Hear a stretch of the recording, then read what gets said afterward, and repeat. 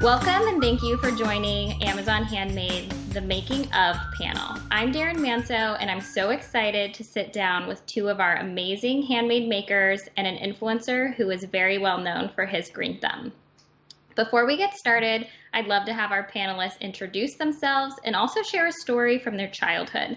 It could either be the first time you created a craft, or maybe it was the first time that you got the taste of the entrepreneurial spirit. Rebeca, let's start with you, and then we'll go to Hilton and Sheena. All right. Hi, everybody. My name is Rebeca, and I am the founder of Rebeca Flott Arts. And I paint every day. I love it. I love it. So for me, growing up in Brazil is a little bit different. So someone offered me to get a bag of underwears and get to selling. And I did it. And I went door to door and I sold underwear. And I did fabulous. By the time a year hit, I knew the whole community, what size they like, what color they like, what taste they like, until I couldn't take it anymore. And then I had to change for a different business. But that was what happened. My name is Hilton Carter. I'm a plant stylist, interior stylist, artist, author. When it comes to entrepreneurship, when I was young, about the age of 9, 10, my mom purchased a Game Boy for me. I would take it to school and basically trade food from my friends for them to play my game. And I would pocket the money my mother would give me for actual lunch, so I could use that actually to purchase more video games. But then my mom caught on and made me quit my whole business. So yeah, that's my start in entrepreneurship. Hi, my name is Sheena Tahilramani, and I'm the owner of Banter and Bliss Candle Company. My first entrepreneurial venture was actually buying bulk candy and selling it on the school bus for a profit. Every time I would go make any profit, I would put it back into buying more candy and selling more candy. It was also my first taste of, I think, government intervention too, because that's at one point the bus driver came up to me and forced me to stop selling candy on the school bus, unfortunately. So there went my first business.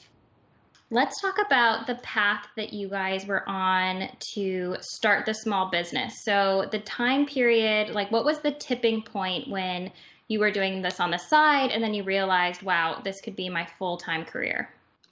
It was actually when I started I put the things online, was not selling. I was there and I couldn't figure it out. So then I started putting the screens, it started selling. And I was like, oh, that's cool. I can't believe people are buying. That's great.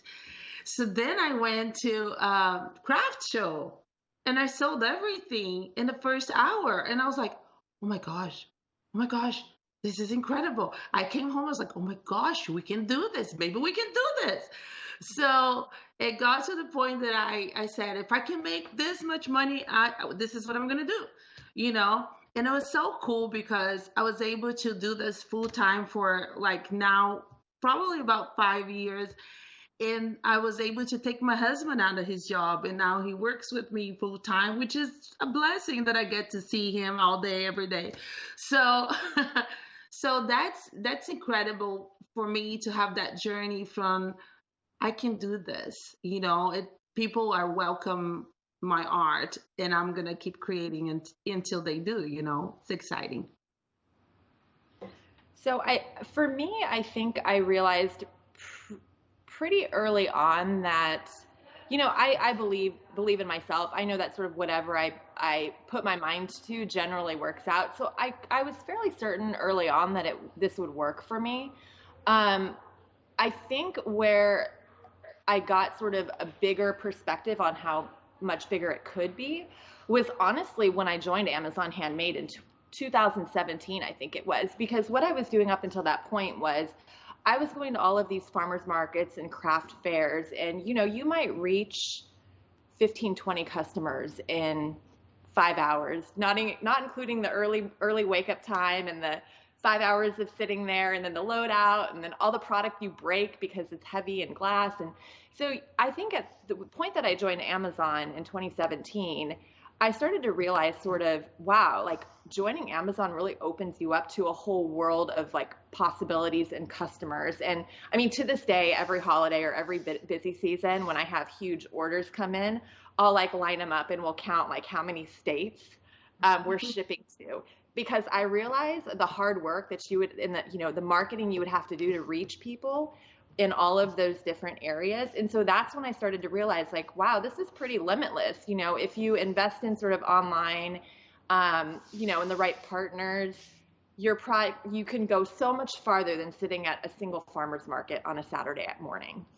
Great. Well, I've talked to many makers throughout my time at Amazon Handmade, and I noticed that a lot of them say one of the things they're most grateful for is being their own boss. I'd love to hear from you guys about what you're most grateful for on your journey. For me, what I am grateful for being my own boss, even though I'm a hard boss, because early in the morning I was like, come on, get to working, girl. So now the challenge for me is to give myself a break. I am hard on myself, and sometimes I don't give myself a break. I am grateful to be able to actually do what I love, which is create and paint and share why I do what I do. And going to the platforms of teaching and guiding people how to do things. This is fantastic. I could not ask for, this is my dream, is the American dream, is to be able to do what you love every day, get up and be excited to be alive. And I'm grateful for that. So I'm definitely grateful for being my own boss. I don't think there's a day that goes by that I don't think, I hope this works out, because I don't want to go work for somebody ever again. I mean, I would do it, but there's always that sort of like driver, I want to keep being my own boss and making my own schedule. And, it's funny, they say that owning a small business is like having a full-time job, but it's like having 7 full-time jobs, because like I said, you do your marketing, you make the product. It is not one full-time job. It's literally like 7. That being said, when you really love what you do, you don't feel like you're working. As that is true. So, I'm obviously grateful for all of our customers that continue to shop with us. I'm grateful for being my own boss.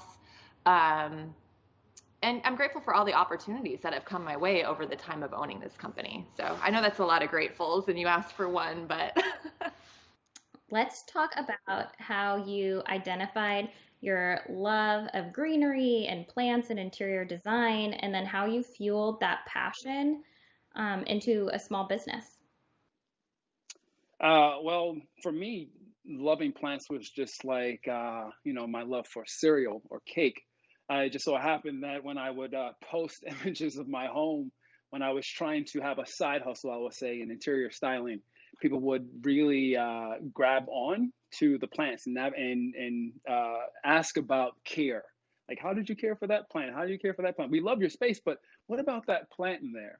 How did you care for it? So I started sharing more about that, and the process of wanting to actually do that guided me where I am today, because I felt, well, if people want me to talk about the thing that I'm already passionate about, it's an easy transition for me to do this thing now. So I was working basically as a filmmaker in an ad agency for the first 3 years of just having this as a side hustle. And recently, a year ago, I quit that job, and now this is just my full-time thing.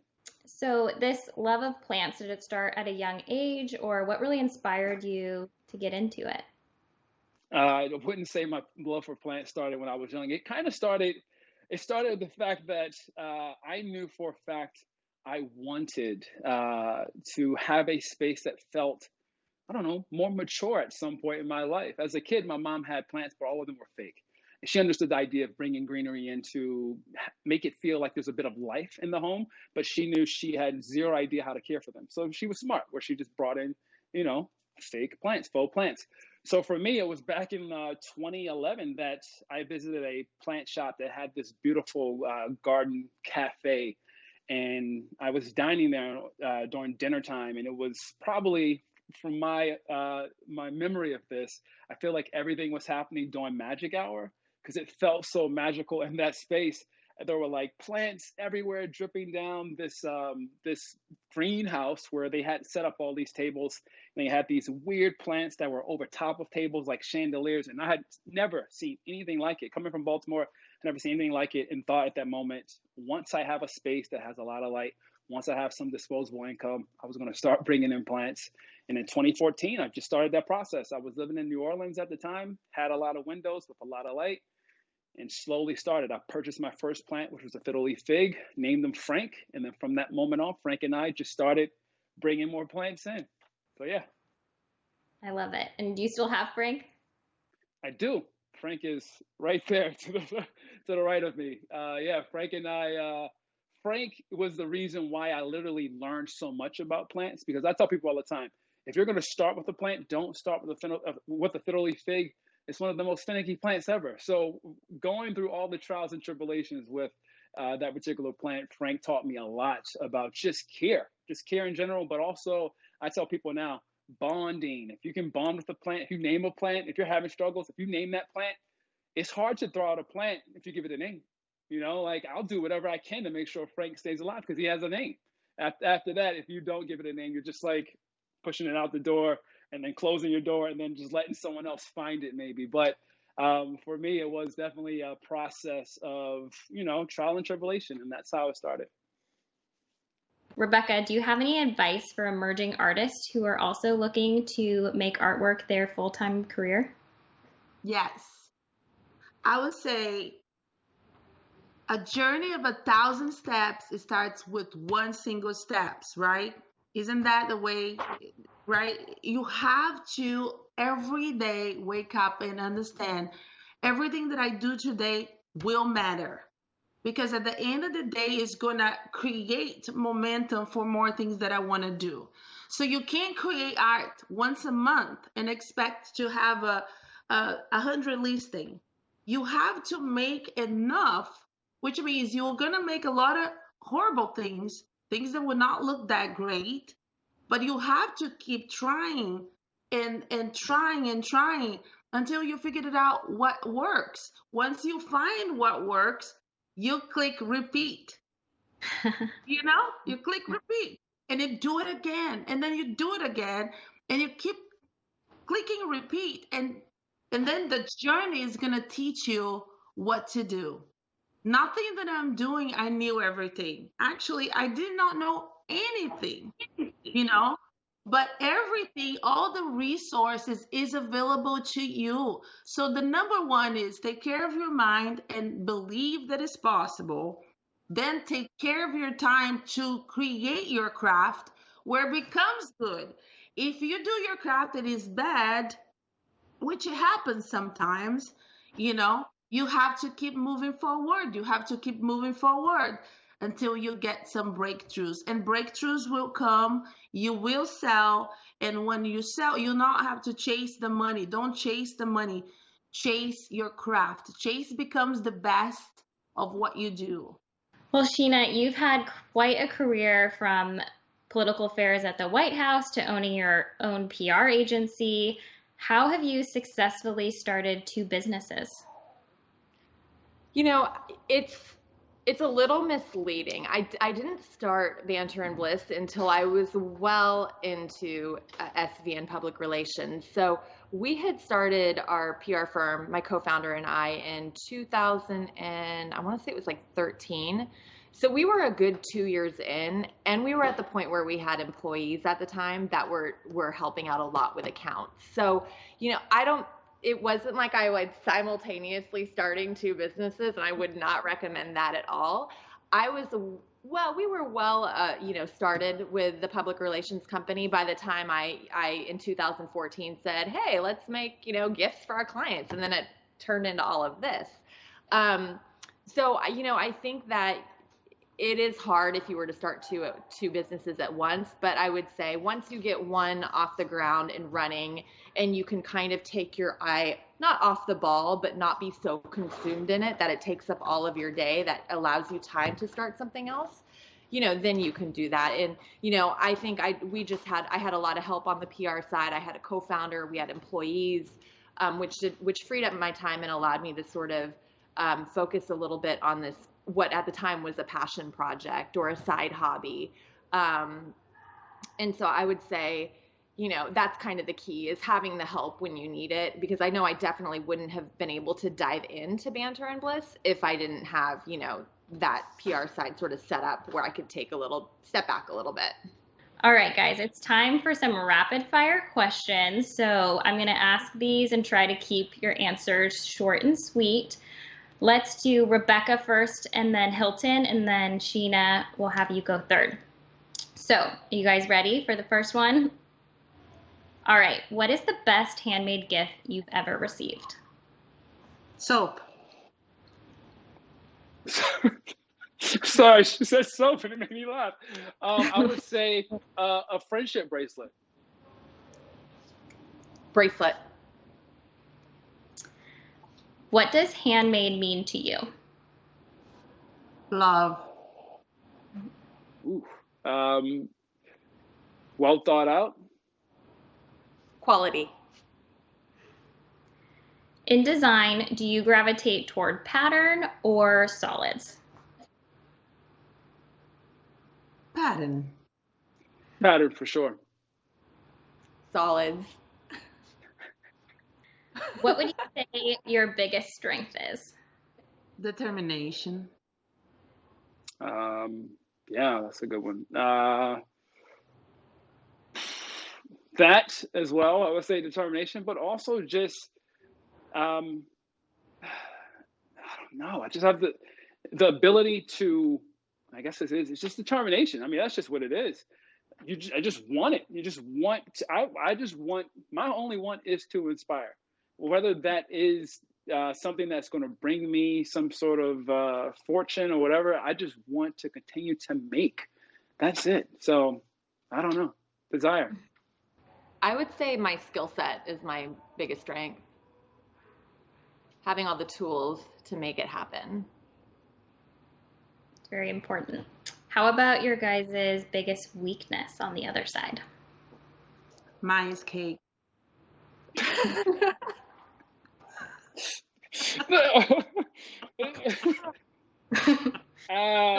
My wife would say cake is mine or cereal is mine, but I would say it's hard to say this, but I'm very trusting.